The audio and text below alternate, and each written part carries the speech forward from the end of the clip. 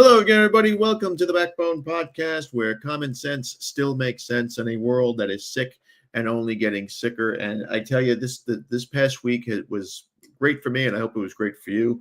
My son's football team, just to give you a little update, they won their last game, and this week is championship week, so we have a huge championship game coming up for our little high school here. And it's the first one ever. So this will be the first time that they'll ever do this, that we'll ever see this. Hopefully everybody in town comes out.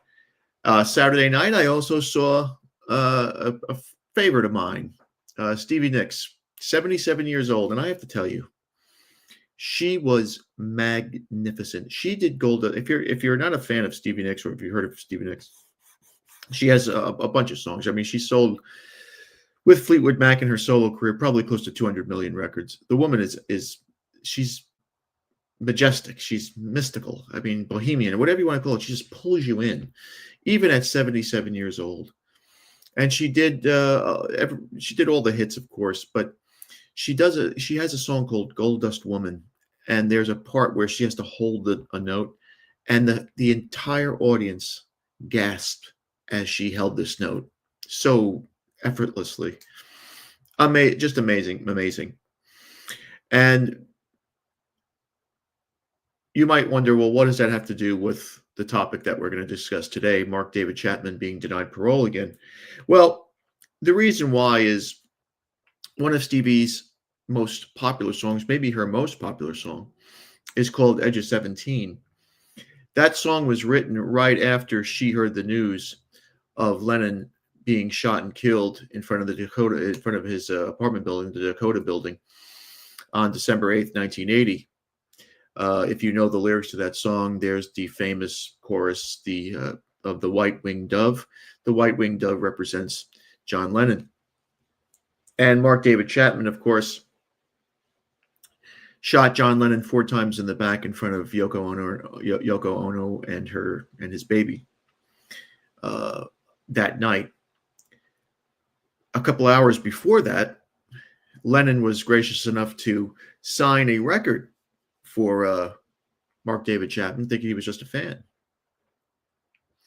But Mark David Chapman, of course, is deranged. There's been a lot of stories about who he is and where he's from, and if he was an MK Ultra, recipient. But he had a parole board meeting recently, and he made the statement that the reason why he killed John Lennon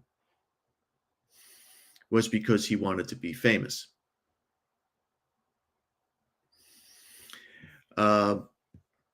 Which you might think is pathetic. Most people do. But that was his excuse on his 14th attempt at gaining parole. And of course, the shocking crime, which was broadcasted on Monday Night Football famously by Howard Cosell, will have its 45th anniversary on the 8th of December. If you are familiar with New York, you will know in Central Park there is a section called Strawberry Fields where people gather on October 9th for Lennon's birthday, and of course December 8th, the anniversary of his death. They will gather there en masse, and I was not a Beatles fan. I was never a Beatles fan. I liked Lennon's the album he made in, what was that, 1978, 1979, I think it was with Woman, and I liked that album. I was never that big of a Beatles fan. They just didn't do it for me. But you don't want to see somebody at the age of 40 being gunned down in front of his family either. Now, Mark David Chapman, of course, is quoted as saying, "This was for me and me alone. Unfortunately, it had everything to do with his popularity." Chapman, 70, said at the Greenhaven Correctional Facility in Dutchess County. That's in upstate New York. According to an interview transcribed obtained by the New York Post on Friday. Chapman continues to say, "My crime was completely and absolutely selfish.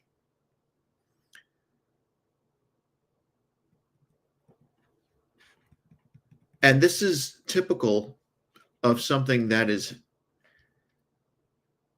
not common today. You know, if there's one thing social media did, it's made everybody out to be a star.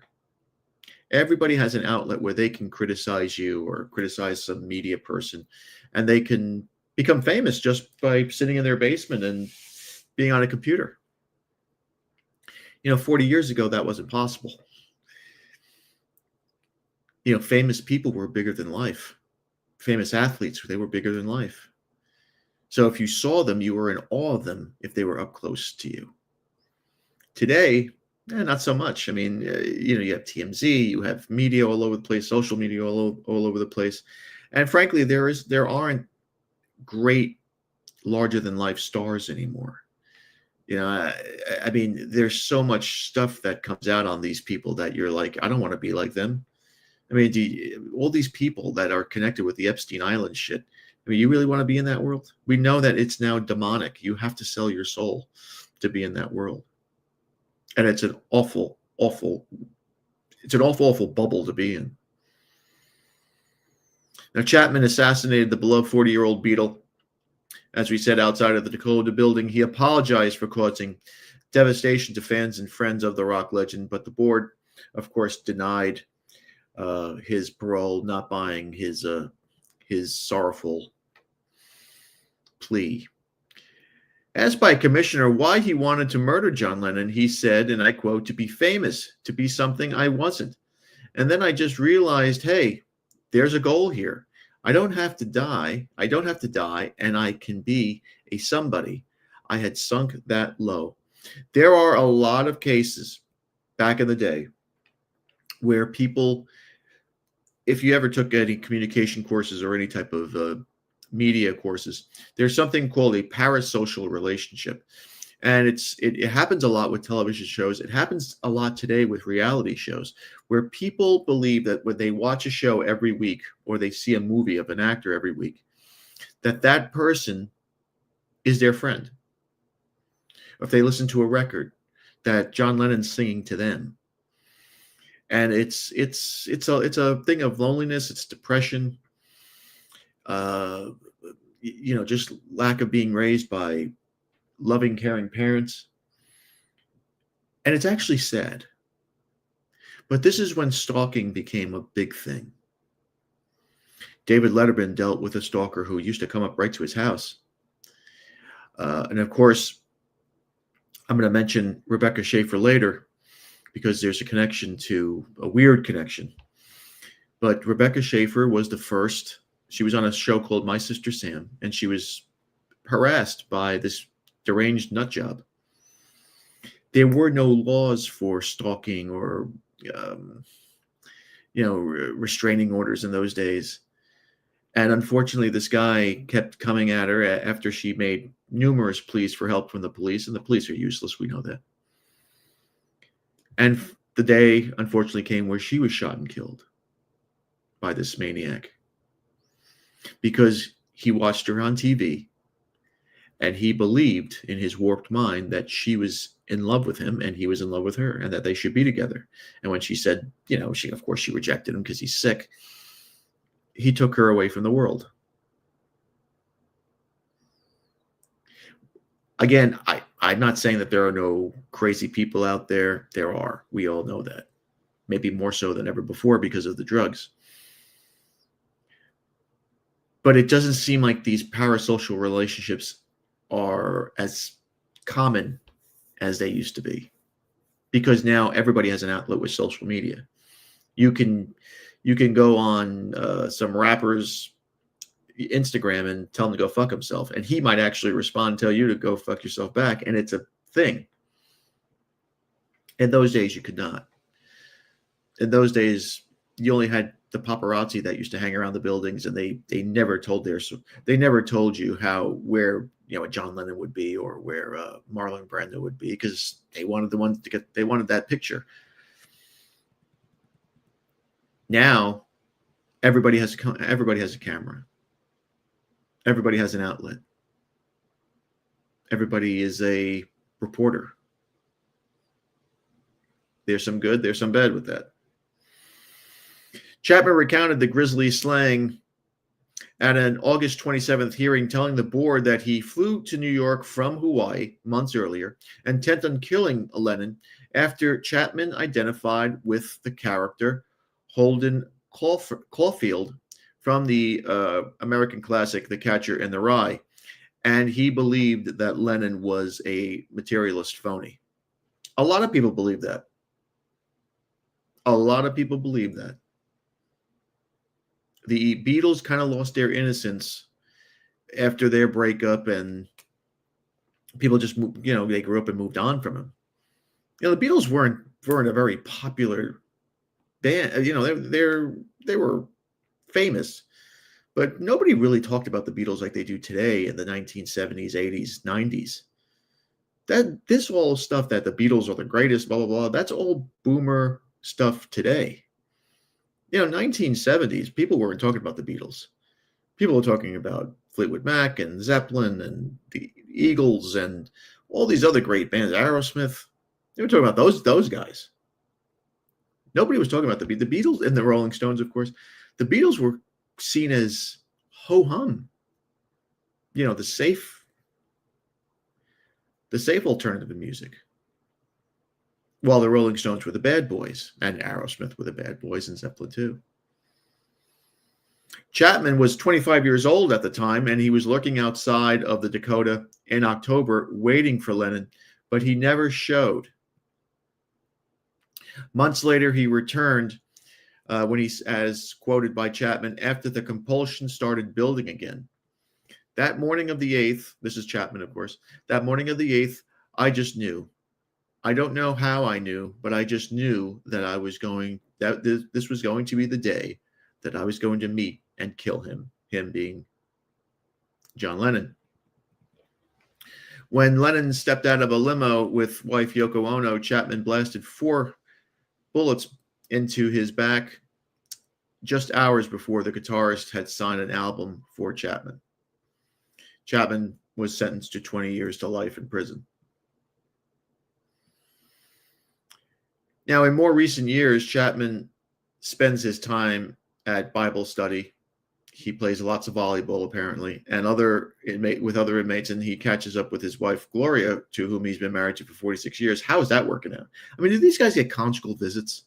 And who are these women marrying these guys in jail? This is the reason why women have to be, women need to be brought to heel. They're sick. They are absolutely mad. Where is her father in this? I mean, he's probably dead, but where was her father during this whole time? And Chapman has expressed remorse for the murder in several parole hearings. But, these guys always, you'll say anything to get out of jail. He referred to Lennon as a human being and quotes as saying, "Here I am living so much longer, and not just family, but his friends and family. I apologize for the devastation that I caused, for the agony that I caused, that they must go through. I had no thought about that at the time. I didn't care." And despite the apologies and all the talk, the board found him to have a lack of, quote, genuine remorse and meaningful empathy for the victims. His next eligible parole will be in 2027. He'll be 72 years of age. Chapman now says that he'd rather avoid the spotlight. "I don't have any interest in being famous. Put me under a rug somewhere. I don't want to be famous anymore." Now, what does The Catcher in the Rye have to do with any of this? If you've ever read the book, and nowadays they don't even make kids read books anymore, but I had to read this in high school. This was a book written by J.D. Salinger, a Jew, and it's still very popular, and it's very, very controversial. This book has been tied to 3 bizarre instances: the Mark David Chapman murder of John Lennon, the John Hinckley Jr. assassination attempt of Ronald Reagan in 1981.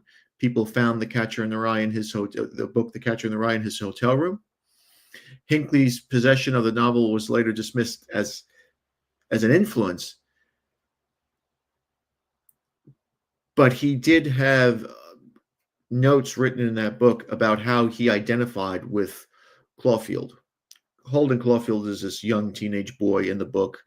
The book's about rebellion, and they talk about various things in the 1950s that you didn't really hear, like he encounters a prostitute and a pimp, alcohol. He hates different racial groups, all that shit, right? It's a boy who, it's a narrative. So he's in a sanitarium at the time he's telling you this story.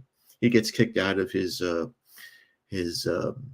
private high school, and he just hates life. He's a boy who's just didn't like life at the time.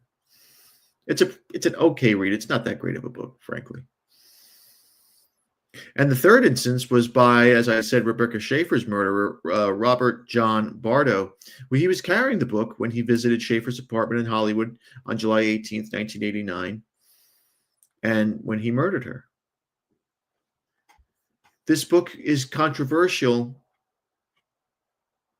because of its themes.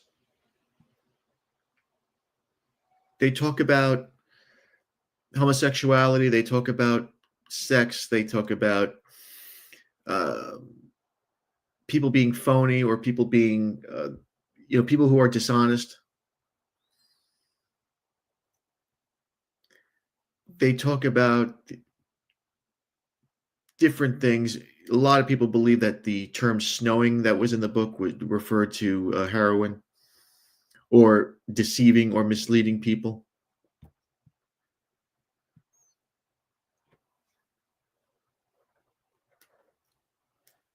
This book has been such a it's been rewritten a few times. They've made movies about it.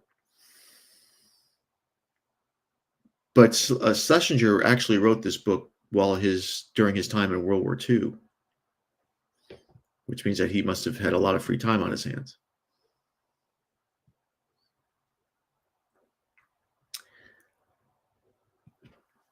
So what does this tell you? Well, I don't know. Mark David Chapman's going to stay in jail. He's probably going to die in jail. He killed the guy for no reason.